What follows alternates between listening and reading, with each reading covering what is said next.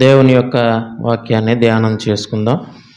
నిర్గమాకాండము 30వ అధ్యాయము 17 నుంచి 21 వచనాలు.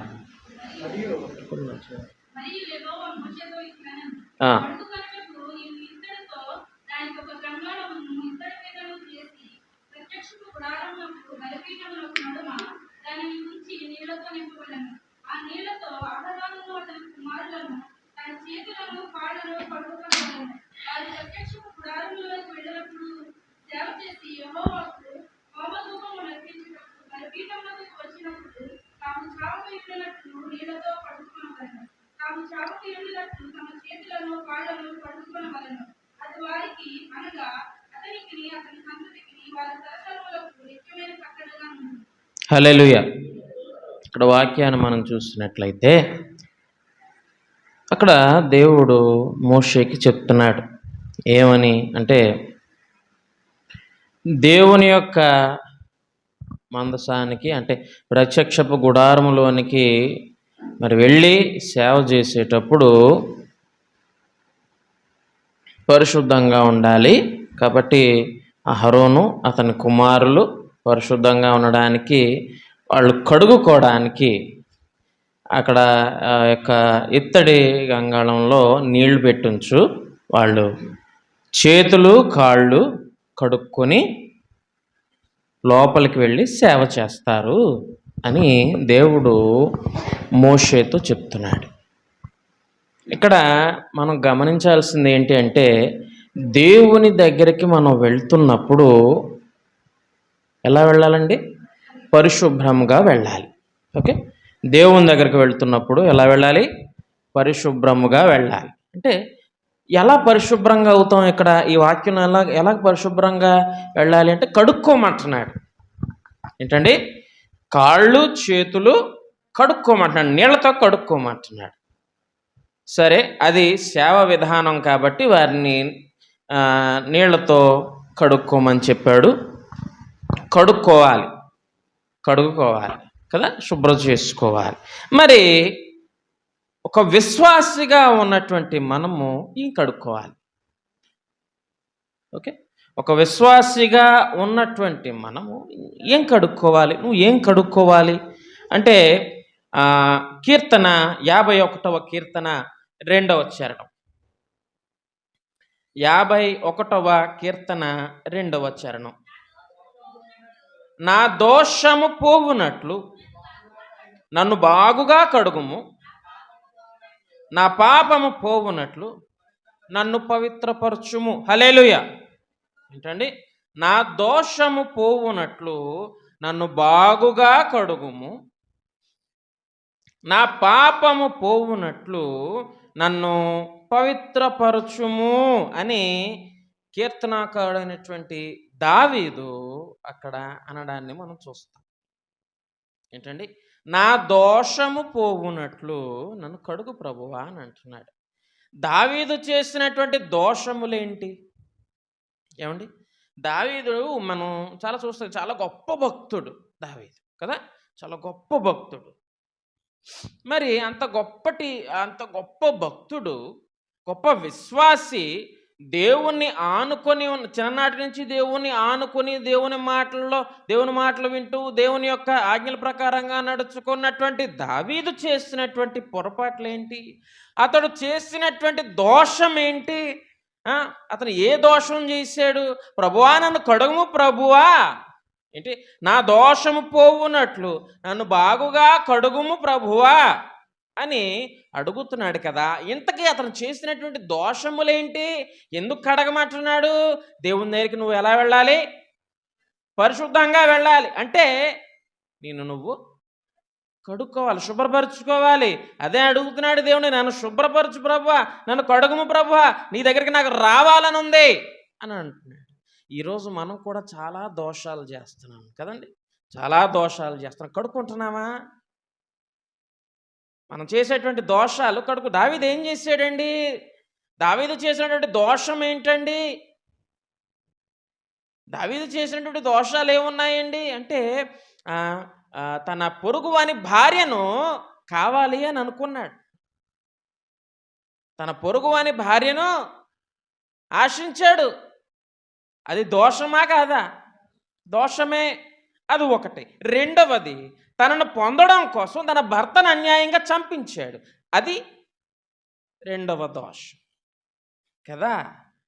ఆ దోషాన్ని అతను తెలుసుకొని పశ్చాత్తాపడి, ప్రభువా నీ దగ్గరికి నేను రావాలనుకుంటున్నాను, నన్ను కడుగు, నన్ను కడుగు. నీ దగ్గరికి నేను రావాలి అంటే నేను పరిశుద్ధుడిగా ఉండాలి కదా, నన్ను కడుగు అని అంటున్నాడండి. అతను చేసినటువంటి దోషం అతనికి తెలుసు. అతను చేసినటువంటి దోషము కడుగుకోవాలి అని అతను అనుకుంటున్నాడు. మరి మనం ఎంతమంది అనుకుంటున్నాం? మనం చేసినటువంటి దోషాలను కడుగుకోవాలని ఎంతమంది అనుకుంటున్నాం చెప్పండి? 19వ కీర్తన 12వ చరణంలో ఉంటుంది చూడండి. తన పొరపాట్లు కనుగొనగలిగినటువంటి వాడెవడు? నేను రహస్యముగా చేసిన తప్పులు క్షమించి నన్ను నిర్దోషిగా తీర్చుము అంటున్నాడు. ఏంటండి? తన పొరపాట్లు కనుగొనగలవాడెవడు? ఎవరు కనుక్కోగలరండి పొరపాట్లు అంటే? దేవుడు కనుక్కోగలడు. చేసినటువంటి నీకు కూడా తెలుసు నువ్వు చేసేటువంటి పొరపాటు ఏంటో.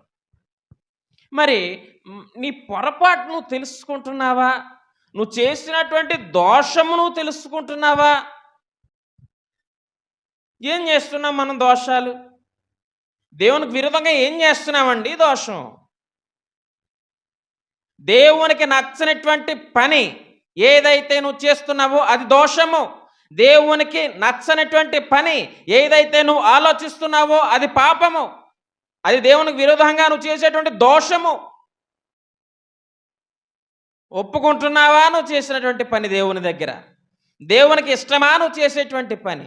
దేవునికి ఇష్టమా నువ్వు ఆలోచించేటువంటి ఆలోచన? ఏమండి, ఎవరన్నా ఒక్కసారన్నా దేవుని దగ్గర ప్రభువా నన్ను క్షమించు ప్రభువా అని చేసినటువంటి పనులు అని పశ్చాత్తాపడ్డామండి? ఎన్నిసార్లు అండి పశ్చాత్తాపడాలి? ఎన్నిసార్లు పడాలి పశ్చాత్తాపం? జీవితాంతం పశ్చాత్తాపడిపోతామండి? ఒక్కసారే పశ్చాత్తాపం దేవుని దగ్గర, ఒక్కసారే పాప క్షమాపణ దేవుని దగ్గర. అసలు దేవుని దగ్గర నీ తప్పులు ఒప్పుకుంటున్నావా? దేవుని దగ్గర అసలు నీ తప్పులు ఒప్పుకుంటున్నావా? నా దోషము పోవునట్లు నన్ను బాగుగా కడుగుము ప్రభువా అని ప్రాధేయపడుతున్నాడు దేవుని దావీదు. ప్రాధేయపడుతున్నాడండి దావీదు. మనం అనేకమైనటువంటి దోషాలు చేస్తున్నాం ఏంటండి? అనేకమైనటువంటి దోషాలు. ఏంటి దోషం? దేవునికి విరోధంగా చేసేటువంటిది ప్రతిదీ దోషం. ప్రభువా ప్రభువా నన్ను క్షమించు ప్రభువా. ఏమండి, మనం చేసే దోషాలు మనకు తెలియవండి?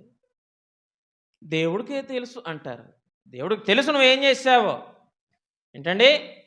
దేవుడికి తెలుసు నువ్వేం చేసావో. నాకు తప్పట్లేదు అందుకే అలా చేయాల్సి వచ్చింది అంటారు. తప్పు చేయడానికి నీకు తప్పట్లేదా? దావీదు అలాగే అన్నాడా?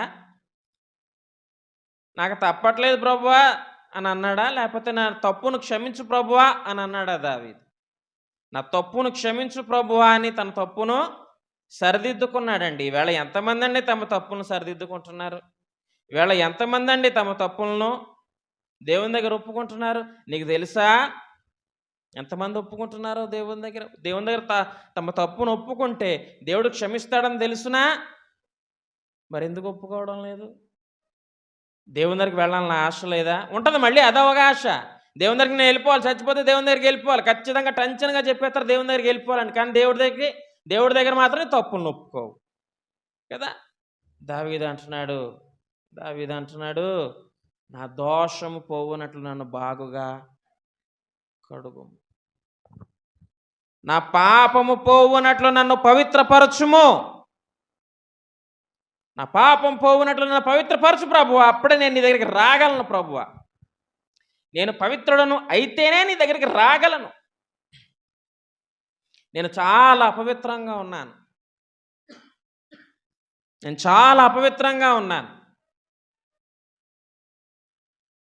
కాబట్టి నన్ను పవిత్రపరచుము ప్రభువా అంటున్నాడు. ఏమండి, పాపం అంటే ఏంటండి? పాపం అంటే ఏంటండి? ఆజ్ఞ అతిక్రమమే పాపము అని మనం చాలా చక్కగా చెప్పేస్తాం కదండి. ఆజ్ఞ అతిక్రమమే పాపము. ఇంతకీ ఏ ఆజ్ఞను ధిక్కరించావు? అది చెప్పరే. ఆజ్ఞ అతిక్రమమే పాపము. ఇంతకీ ఏ ఆజ్ఞను అతిక్రమించాం మనం? సమస్తము అతిక్రమించేస్తున్నాం. నేను చెప్తున్నాను. చాలా కరెక్ట్ అది. సమస్తమును అతిక్రమించేస్తున్నాం మనం. ప్రతి ఒక్క ఆజ్ఞను కూడా అతిక్రమించేస్తున్నావు. ఒక స్త్రీకి ఒక పురుషుడు ఉండాలి. ఒక పురుషునికి ఒక స్త్రీ ఉండాలి. ఉంటున్నారా అలాగే ఈ దినాల్లో? గలతీయులు రాసినటువంటి పత్రికలో ఉన్నటువంటి శరీర కార్యాలన్నీ మెడలో వేసుకుని తిరుగుతున్నాడు ఈరోజు మానవుడు కదా. తన హృదయంలో పెట్టేసుకున్నాడు. దేవుని వాక్యం హృదయంలో ఉండదు కానీ శరీర కార్యాలు మాత్రం హృదయంలో పెట్టుకొని తిరుగుతున్నావు. దేవుడి దగ్గరికి వెళ్తావా నువ్వు? అసలు ఆలోచన మానుకోండి. క్రైస్తవ లోకంలో ప్రతి ఒక్కరు కూడా ఈ ఆలోచన మానుకోవాలి. దేవుడి దగ్గరికి నేను చచ్చిపోతే దేవుడి దగ్గరికి వెళ్ళాలంటే ఆలోచన మానేసుకోండి. ఎందుకు వెళ్తావు నువ్వు? ఎలాగెళ్తావు నువ్వు పవిత్రుడు కాకుండా ఎలాగెళ్తావు? ఈ దోషాన్ని దేవుని దగ్గర ఒప్పుకోకుండా ఎలాగెళ్తావు? భర్త ఉంటుండగా మరొకరిని కోరుకుంటున్నావే, నువ్వు దేవుని దగ్గరికి వెళ్తావా? దేవుడిని ప్రార్థన వింటాడా? నీకు కావాల్సింది నీకు ఇస్తాడా దేవుడు? భార్య ఉంటుండగానే మరొకరిని కోరుకుంటున్నావే, నీ యొక్క ఆశలు దేవుడు సఫలపరుస్తాడా? నీ కోరికలను దేవుడు తీరుస్తాడా? దేవుని దగ్గరికి వెళ్తావా నువ్వు? అసలు నువ్వు ఎంత బాప్తిసం పొందుకున్నావు? దేవుని దగ్గరికి వెళ్ళావు. నువ్వు పాపం చేస్తూ దేవుని బలను నువ్వు తీసుకుంటున్నావు. ఆలోచించుకో. ఎందుకు వస్తున్నాయి రోగాలు? ఎందుకు వస్తున్నాయి అనేక రకమైన సమస్యలు ఎందుకు వస్తున్నాయి? నువ్వు పాపం చేస్తూ దేవుని బలను తీసుకుంటున్నావు కదండి. ఏదో బయటోళ్ళ కోసం కనబడడానికి బాప్తిసం తీసుకుంటారు కానండి, దేవుని కోసం ఎవరో తీసుకోవట్లేదే. నీ కోసం నువ్వు తీసుకోవట్లేదే. నీకోసం నువ్వు తీసుకోవట్లేదు. ఎవరో నాకు ఇంత వయసు వచ్చింది కాబట్టి నేను ఇది చర్చికి వెళ్తున్నాను కాబట్టి నేను పెళ్లి చేసుకోవాలి కాబట్టి నేను బాప్తిసం తీసుకోవాలి. ఇది ఆలోచన. ఈరోజు పాపాన్ని దేవుని దగ్గర ఒప్పుకొని బాప్తిసం తీసుకునేటువంటి రోజులు కాదండి. ఇది స్టైల్ కోసం తీసుకునేటువంటి రోజులు, ఒక గుర్తింపు కోసం తీసుకునేటువంటి రోజులు. కానీ దావీదు అంటున్నాడు, నా దోషం పోవునట్లు నన్ను కడుగుము ప్రభువా, పాపము పోవునట్లు నన్ను పవిత్రపరచుము ప్రభువా అంటున్నాడు. దేవునికి ఇవ్వాల్సింది ఇస్తున్నావా? ఇవ్వం, ఒప్పుకోము, ఇవ్వడానికి ఒప్పుకోము. కానీ దేవుని దగ్గర నుంచి మనకు అన్నీ కావాలి. ఆశీర్వాదం కావాలి, దేవుని మేళ్ళు కావాలి, దీవెనలు కావాలి. కానీ దేవునికి ఇవ్వాల్సింది ఇవ్వవు నువ్వు. ఒకవేళ ఎవరన్నా ఇవ్వమని అలాగే ఇవ్వాలి అని చెప్పామని ఒప్పుకుంటావా? చెప్పండి.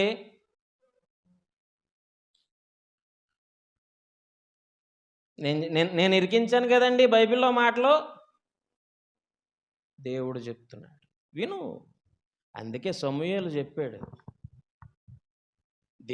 దేవుని మాట వినాలి. నువ్వు ఎన్ని పొట్టేళ్ళు తెచ్చేసి ఎన్ని గొడ్లను దేవునికి బలిచ్చేస్తే దేవుడు క్షమిస్తాడు నిన్ను? పొట్టేళ్ళ కొవ్వు ఎన్ని అర్పించేస్తే దేవుడు క్షమిస్తాడు నిన్ను? ఎన్ని మొక్కుబొడ్లు చేసేస్తే దేవుడు క్షమిస్తాడు నిన్ను? దేవుడు మాట వింటే నిన్ను క్షమిస్తాడు. అంతే కదా. మాట వినుట శ్రేష్టము, అదే ఆజ్ఞ. మాట వినమని దేవుడు చెప్తున్నాడు, అదే ఆజ్ఞ. ఆ ఆజ్ఞ నువ్వు ధిక్కరిస్తున్నావు, నువ్వు పాపం చేస్తున్నావు. నీ హృదయంలో పాపాన్ని పెట్టుకుని ఆరాధనకు వచ్చినా ఏం లాభం కదా. ఆరాధనకు వచ్చినా ఏం లాభం? ప్రభు బల తీసుకుంటే ఏం లాభం? నేను అంటానండి, నా స్వకీయ అనుభవంతో నేను తెలుసుకున్నది ఏంటంటే, దేవుడు మనకి ఎప్పుడో శిక్షను కానీ మనం చేసినటువంటి దానికి ప్రతిఫలాన్ని ఎప్పుడో ఇవ్వడండి, ఎక్కడో ఇవ్వడండి. ఆయన దగ్గరికి వెళ్ళినాక ఇవ్వడండి. ఎక్కడ ఉంటుండగానే జరుగుతుంది అది. మనం చేసినటువంటి ప్రతి పనికి ప్రతిఫలం ఎక్కడో రాదండి, మనం ఉంటుండగానే ఉంటుంది. భూమి మీద మనం ఉంటుండగానే చేసిన దానికి ప్రతిఫలాన్ని మనం అనుభవిస్తాం. దాన్ని మనం గమనించుకోలేకపోతున్నాం. కానీ దావీదు అలా కాదు. తను చేసినటువంటి తప్పు తెలుసుకున్నాడు, తను చేసినటువంటి ఆ దోషాలను తెలుసుకున్నాడు. అందుకే నా దోషము పోవునట్లు నన్ను బాగుగా కడుగుము, నా పాపము పోవునట్లు నన్ను పవిత్రపరచుము అంటున్నాడు. ప్రభువా, నా పాపం పోయేలాగా నన్ను పవిత్రపరచు ప్రభువా.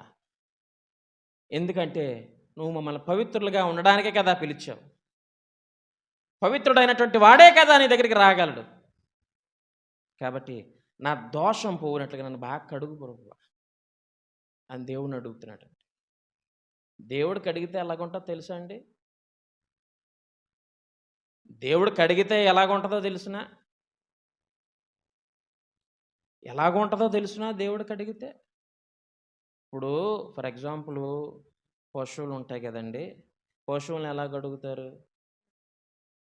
పశువులను ఎలా కడుగుతారు? సోపు పెట్టి ఎలా కడుగుతారండి? దానికి కొంచెం పోవాలి, దాని తోలు కొంచెం మందం కాబట్టి గడ్డితోనో దేనితోనో పీచుతోనో తోముతారు. అదే మనం తోముకుంటే ఎలాగుంటుందండి? తొక్కలు ఊడిపోతూ ఉంటాయి. దేవుడు అలా చేస్తాడు సుమా, జాగ్రత్తగా ఉండండి. ఆ పరిస్థితి తెచ్చుకోకండి. ఆ పరిస్థితి తెచ్చుకోవద్దు. దేవుని చేత మనం శిక్షను అనుభవించుకోకూడదు. చాలా జాగ్రత్తగా ఉండాలండి. దేవుడు అంటే ఏమనుకుంటున్నామండి? ఈ రోజుల్లో ప్రతి ఒక్కరు కూడా నాకు నా తలంపులు ఏంటంటేనండి, ఈ రోజుల్లో చాలామంది దేవుడు ప్రేమ, దేవుడు కరుణామయుడు, దేవుడు క్షమించేస్తాడు, ప్రార్థన చేయి దేవుడు క్షమించేస్తాడు, దేవుడు కరుణామయుడు అని చెప్తారు. కానీ నువ్వు తప్పు చేస్తే దేవుడు శిక్షిస్తాడు, నువ్వు నీతిగా లేకపోతే దేవుడు నిన్ను శపిస్తాడు అన్నటువంటి మాటలు ఈ రోజులో చెప్పేటువంటి వారు అనేక మంది, తక్కువ మంది ఉన్నారు. తప్పు చేస్తే నువ్వు శిక్షను అనుభవిస్తావు. దేవుడు క్షమిస్తాడండి, దేవుడు క్షమిస్తాడు కాదన్నావు. కానీ తప్పు చేస్తే అట్ ద సేమ్ టైం శిక్షను కూడా విధిస్తాడు ఆయన. ఈ మాటను కూడా చెప్పాలి ప్రతి ఒక్కరు కూడా. ఎంతకాలం అనండి ప్రేమ ప్రేమ. ఆ ప్రేమను ముసుగులో అనేక మంది తప్పులు చేస్తూ పాపాలు చేస్తూ బతికేస్తున్నారు కదా. కానీ దావీదు అలా అంటలేదు. నా దోషము పోవునట్లు నన్ను కడుగు ప్రభువా అంటున్నాడు. నీ ఇష్టం, నువ్వు ఎలా రుద్దితే అలాగా నన్ను కడిగేయి, నా పాపం పోవాలన్నమాట. అలా కడుగు ప్రభువా అని అంటున్నాడు. కడిగాడండి దేవుడు దావీదుని. మరలా పాపం జోలికి వెళ్ళకుండా కడిగేసాడు దేవుడు దావీదుని. హల్లెలూయా. ఎంతలా పశ్చాత్తాపం పొందాడంటే, అతని కన్నీరు విడుస్తుంటే అతని కన్నీరుతో ఆ పడకంతా తడిచిపోయిందంట. దేవుని స్తుతిస్తూ గంతులు వేస్తూ ఉంటుంది, బట్టలు ఊడిపోయేలాగా అయిపోయినాయి అట. ఎంతలా స్తుతిస్తున్నాడో చూడండి దావీదు. అతను చేసినటువంటి తప్పులకి అంతలాగా అతను ఏమవుతున్నాడండి? పశ్చాత్తాపడుతున్నాడు. మరి నీ పాపాలు, నీ యొక్క దోషములు కడుక్కోవాలంటే ఎలా కడుక్కోవాలి? ప్రకటన గ్రంథం 7వ అధ్యాయము 14వ వచనం. ప్రకటన గ్రంథం 7వ అధ్యాయము 14వ వచనం. అందుకు నేను 13 కూడా చదవండి, అర్థమవుతుంది.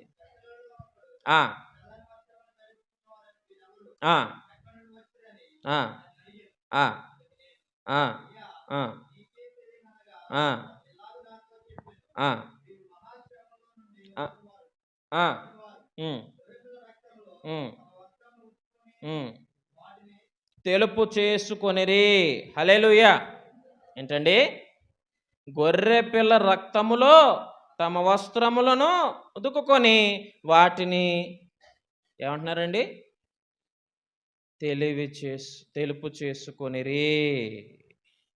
15వ వచనం ఉంటుంది. అందువలన వారు దేవుని సింహాసనము ఎదుట ఉండి రాత్రింబగళ్ళు ఆయన ఆలయములో ఆయనను సేవించుచున్నారు. హల్లెలూయా. చూసారండి? గొర్రెపిల్ల రక్తములో నీ పాపాలను కడుక్కోవాలి. గొర్రెపిల్ల ఎవరండి? అక్కడ మార్కెట్లో ఉంటాయి అయ్యండి, యేసు ప్రభువా. బాప్తిసం తీసుకోవడం అంటే ఏంటో తెలుసునా? నీ పాపాన్ని కడుక్కోవడం, నీ తప్పులను ఒప్పుకోవడం, మారు మనస్సు పొందడం. అంతేగాని అది ఏదో అవసరానికి తీసుకునేది కాదండి.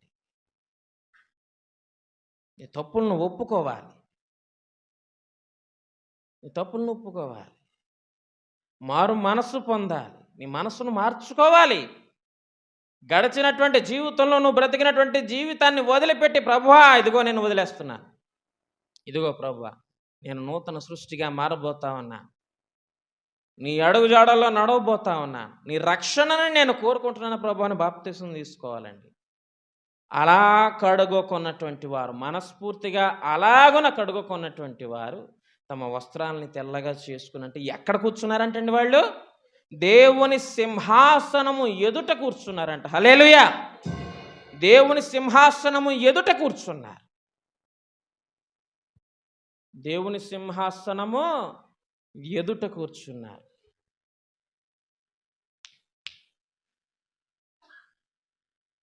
దేవుని సింహాసనం ఎదుట కూర్చున్నారు.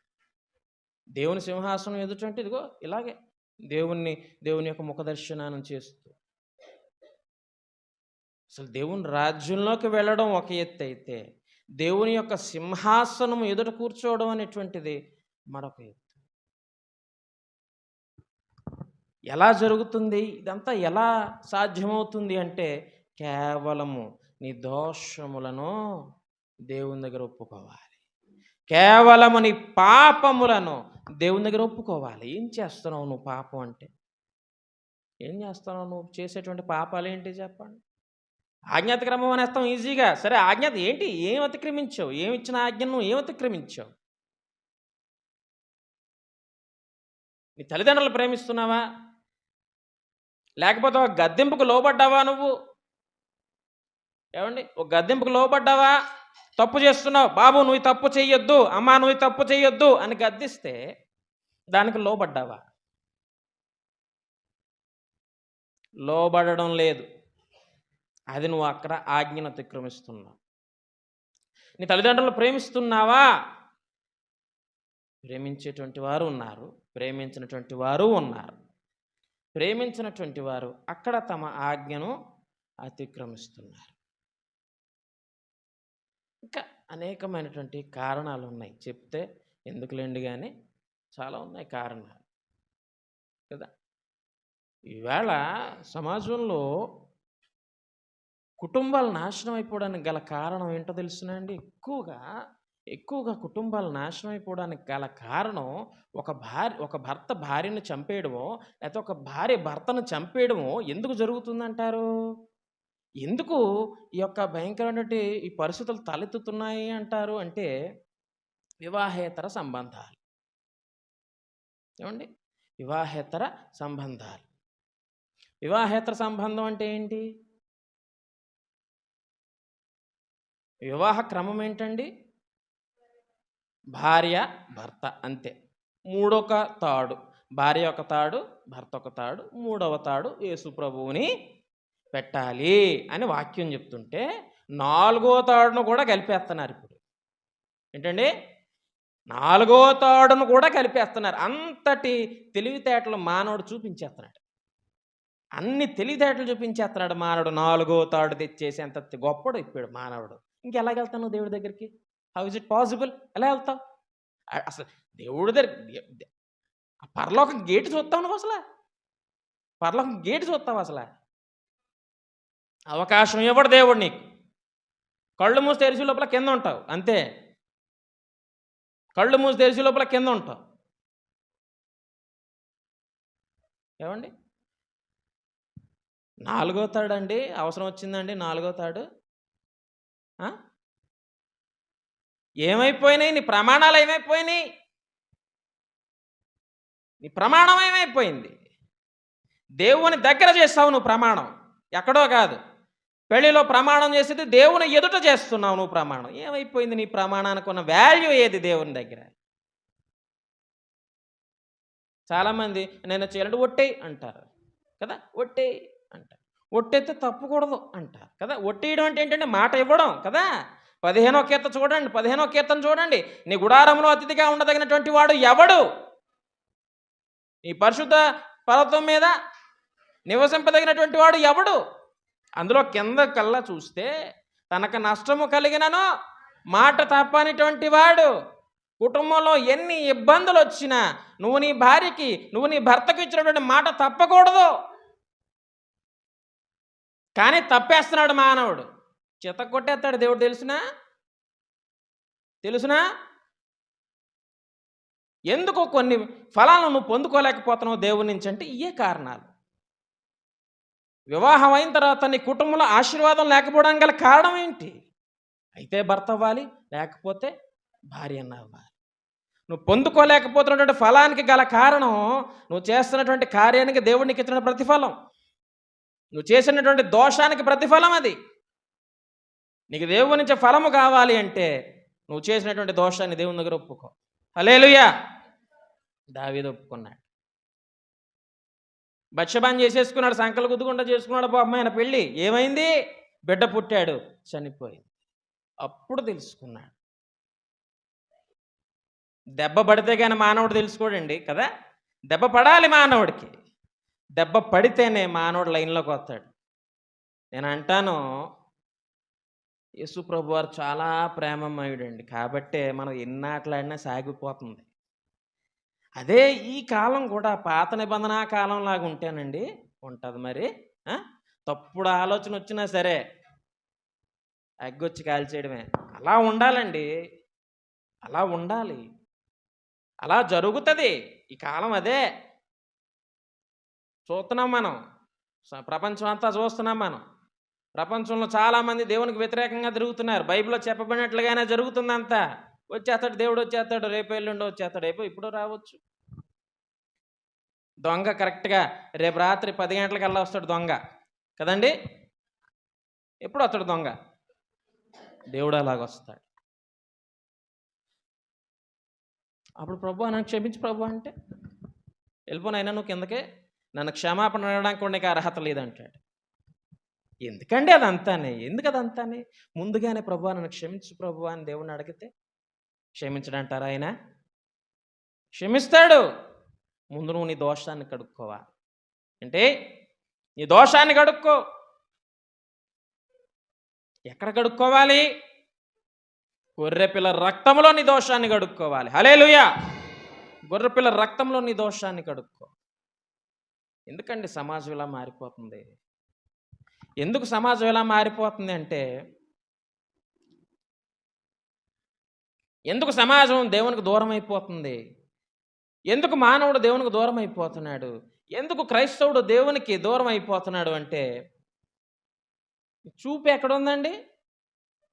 చూపు ఎక్కడుందండి? లోకం మీద ఉంది. ఎందుకు? రంగురంగులుగా కనబడుతుందని పెడుతున్నావా లోకం? లోకం రంగురంగులుగా కనబడుతుంది, భలేగా ఉంది అని పెడుతున్నావేమో. నిన్ను ముంచేసేది అదే. దేవుడి దగ్గరికి వెళ్లకుండా నేను ఆపేది లోకమే కదా. లోకాశ జీవపుడాంబము కదా. ఈ వివాహంలో జరిగినటువంటి ఈ భార్యాభర్తల సంబంధాలు ఇవన్నీ కూడా లోకాన్ని చూస్తున్నారండి. వీళ్ళందరూ కూడా లోకాన్ని చూస్తున్నారు. పెళ్ళైన కొన్నాళ్ళకి భర్త నచ్చడు, పెళ్ళైన కొన్నాళ్ళకి భార్య నచ్చదు. ఏ భార్య ఎందుకు నచ్చట్లేదంటే మునుపట్ల లేదండి. మునుపట్ల ఏం లేదు భార్య. మన ప్రమాణం ఏది అంటే ఉత్తుత్తిగా చేసుకున్నావా పెళ్ళి? ఇంకోటి ఎలా నచ్చుతున్నాడు మరి? ఏమండి, దేవుడు చెప్పినటువంటి కార్యం ఏంటో తెలుసునా? భర్తకి ఏం చెప్పాడో తెలుసా? నీ భార్య నువ్వు ప్రేమించు. మరి భార్యకి ఏం చెప్పాడో తెలుసునా? నీ భర్తకు లోబడు. ఈ రెండు జరగకపోతేనే వివాహ వ్యవస్థ ఏమవుతుందండి? విడిపోతుంది, పాడైపోతుంది. వివాహ వ్యవస్థ పాడైపోతుంది. నేను అంటాను, పురుషుడు కొన్నిసార్లు నాకు భార్య నచ్చట్లేదు అంటాడు. సరే, ఎందుకు నచ్చట్లేదు అంటే మునుపట్లాగా అందంగా కనబట్టలేదండి అంటాడు. మరి వాళ్ళకే కడుపు వచ్చినట్టు మగోడికి వస్తే ఎలాగ ఉంటుంది? మగోడు ఉంటాడు అలాగా? మగోడు ఉంటాడు అట్లాగా? ఏ బొగ్గలు ఇవన్నీ ఏలాడిపోయి వాళ్ళు శరీరంలో మార్పులు రావా? మగోడికి వస్తే ఎలాగ ఉంటుంది? వాళ్ళు ఎంత కష్టపడతారండి స్త్రీ. సరే, ఇప్పుడు ఆ స్త్రీలు నవ్వేసుకుంటున్నారు, మమ్మల్ని బాగా పొగడేస్తున్నారండి కదా. మరి పురుషుల దగ్గరికి వచ్చేద్దాం. సరే, పురుషుడు ఎంత కష్టపడతాడండి బయట? ఒక కుటుంబాన్ని పోషించడానికి ఎండనక వాననక ఎంత కష్టపడతాడు? మరి పురుషుడు బాధ తెచ్చావులే అంటాడు. వెళ్ళి బయటికి వెళ్ళి చూడోసారి, బయటికి వెళ్ళి చూడోసారి, ఎండలో పని చేసి చూడోసారి, కళ్ళు తిరిగి అక్కడే పడతారు. మగోడు చేసినటువంటి కష్టం స్త్రీ చేయలేదు కదా. కాబట్టి ఎవరి కష్టం వారిది, ఎవరి కష్టం అది. వ్యాధి ఎందునో, బాధ ఎందునో, ఆరోగ్యం ఎందునో, కలిమి ఎందునో, లేమి ఎందునో నేను నీకు తోడుంటానని ప్రమాణం చేసుకున్నారు కదా. ఎవరు ఎదుటి ప్రమాణం చేసావు? దేవుని ఎదుటి ప్రమాణం చేస్తాను. అది మీరి ఇద్దరిలో ఎవరు బయటకు వచ్చినా ఆ వ్యవస్థ, ఆ కుటుంబము నాశనం అయిపోతుంది. ఇవాళ కొన్ని కుటుంబాలు నాశనం అయిపోవడానికి గల కారణం అదే, మీరు చేసేటువంటి దోషమే. కానీ కీర్తనకారుడు అంటున్నాడు, నేను దోషం చేశాను, నేను పాపం చేశాను, నువ్వు ఇచ్చినటువంటి క్రమాన్ని తప్పాను, నా దోషం పోయేలాగా నన్ను కడగవా ప్రభువా,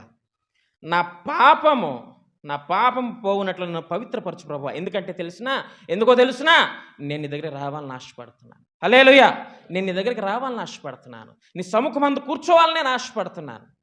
నీ సింహాసనం ముందు కూర్చోవాలని నేను ఆశపడుతున్నాను.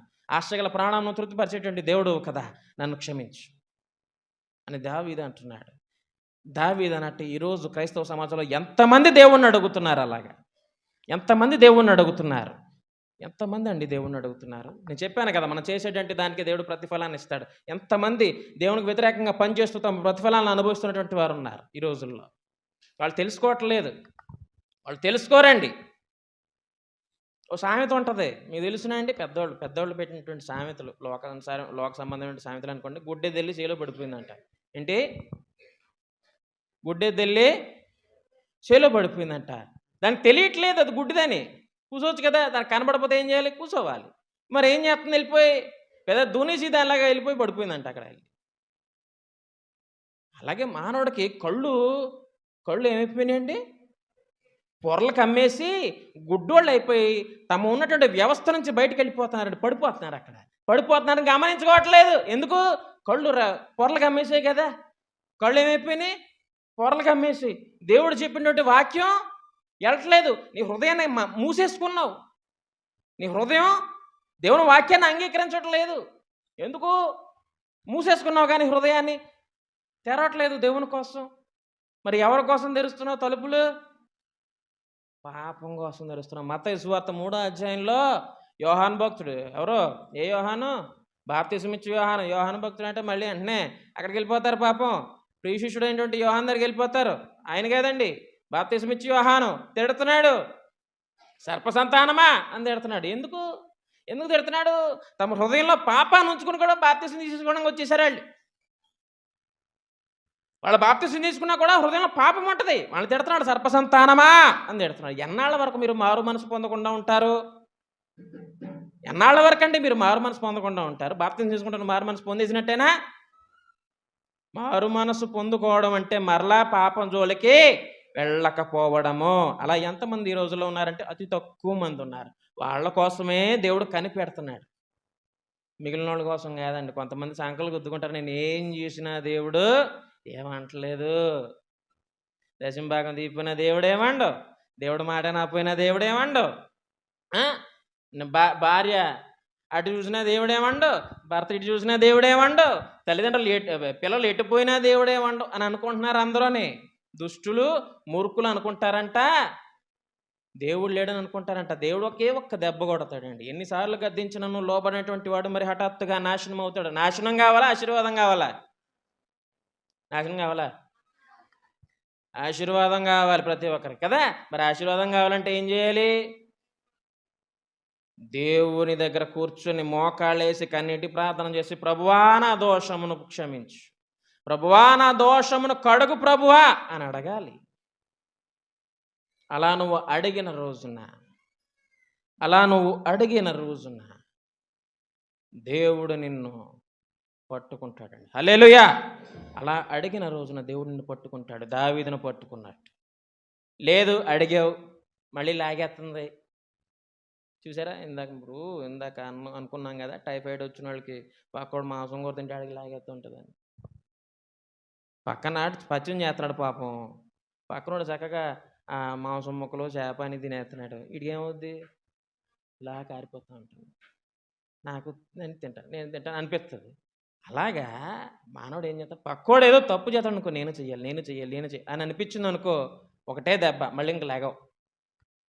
ఒకటే దెబ్బ, మళ్ళీ లెగవు. ఒకసారి ఛాన్స్ ఇచ్చాడు లెగడానికి, రెండోసారి ఛాన్స్ ఇవ్వడు దేవుడు.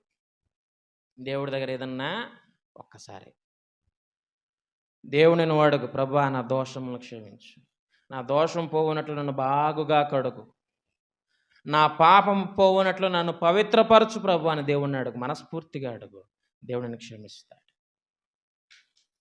దేవుడిని క్షమిస్తాడు. నాకు అవ్వట్లేదండి, నాకు కుదరట్లేదండి అంటారు. ఎందుకు కుదరట్లేదు? నువ్వు దేవుడి మాట వినట్లేదు కాబట్టి నీకు కుదరట్లేదు. దేవుడి మాట వినట్లేదు కాబట్టి నీకు అవ్వట్లేదు. దేవుడి మాట విని చూడు, నీకు కుదిరేలా చేస్తాడు. దేవుడి మాట విని చూడు, ఆలకించి చూడు, నీకు అన్ని సఫలమయ్యేటట్లుగా దేవుడు చేస్తాడు. చేయడా? దేవుడికి చేత కాదా? చేత కాదని నువ్వు అనుకుంటున్నావు కాబట్టి నీకేం చేత కావట్లేదు. అంతా మనలోనే ఉందండి, అంతా మనలోనే ఉంది. దేవుడిని ఎప్పుడు తప్పు పట్టకూడదు. తప్పు పట్టడానికి కూడా మనం ఎందుకు పనికిరామండి. దేవుడు కాలి ధూళికి కూడా సరిపోం. మనం దేవుణ్ణి తప్పు పట్టడానికి మనం ఏమాత్రము సరిపోం. అంతా మనలోనే ఉంది. మనం పొందుకున్నటువంటి దానికి మనమే కారణం. అది ఆలోచించుకోవాలి. అది నువ్వు ఆలోచించుకుని జ్ఞాపకం పెట్టుకున్న రోజున నువ్వు నిజాన్ని తెలుసుకుంటావు. అది ఆలోచించుకుని నువ్వు జ్ఞాపకం పెట్టుకున్న రోజున దేవుడు నీతో మాట్లాడతాడు. హల్లెలూయా. కాబట్టి ఈ మాట మనందరం ఫలించాలని కోరుకుంటూ ఈ మాటలు ఇంతటితో ముగిస్తా ఉన్నాను.